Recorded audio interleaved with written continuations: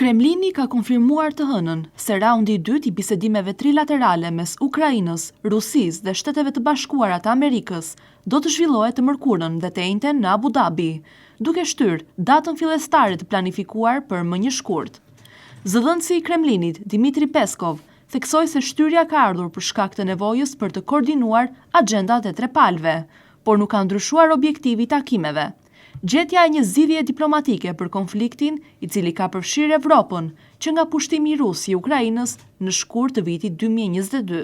Raundi i parë i bisedimeve në Emiratet e Bashkuara Arabe më 23 deri në 24 janar u përmbyll pa rezultate konkrete, duke lënë shumë pyetje të hapura mbi kufijtë dhe kushtet e një marrëveshje paqeje.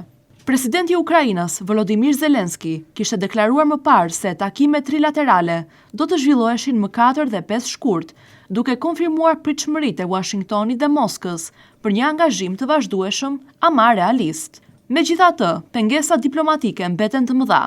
Rusia kërkon të marrë nën kontroll zonat lindore të Donetskut, një rajon strategjik industrial dhe minerar, ende i mbajtur nga forcat ukrainase.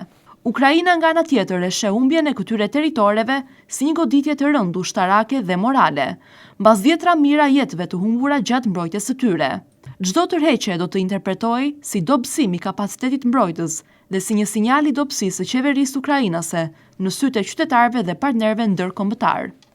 Analistët e sigurisë nënvizojnë se bisedimet nuk janë vetëm çështje territori.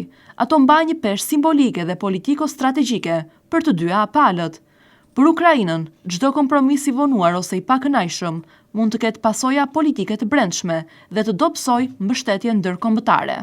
Nga ana tjetër, Rusia kërkon të përdorë bisedimet si një instrument presioni për të forcuar pozitat e saj në lindje të vendit dhe për të legjitimuar pretendime territoriale. Shtimi i Shteteve të Bashkuara në këtë proces bën që bisedimet të kenë karakter trilateral, por gjithashtu i jep një kompleksitet të shtuar. SBA mbetet një faktor kyç për sigurinë e Ukrainës dhe për implementimin e çdo marrëveshje të mundshme, duke përfshirë mbështetje financiare dhe ushtarake.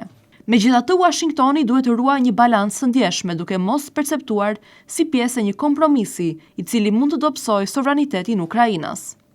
Raundi i ardhshëm në Abu Dhabi do të jetë një test i rëndësishëm për vullnetin e palëve për të negociuar, por perspektiva për një zgjidhje të shpejtë mbetet ende e pasigurt. Çështjet e territoreve, humbjet e mëdha njerëzore dhe diferencat politike ushtarake e bëjnë çdo marrëveshje të ndërlikuar dhe çdo hap përpara të kushtueshëm. Në këtë kontekst, bisedimet shfaqen më shumë si një provë e durimit dhe strategjisë, sesa si një shenjë afërt e paqes. Abu Dhabi pritet të shndërrohet për 2 ditë në qendër të diplomacisë evropiane dhe globale, ndërsa sytë e botës mbeten tek vendimet që mund të formësojnë fatin e një konflikti i cili ka sjellë shkatërim dhe ka sfiduar rendin ndërkombëtar.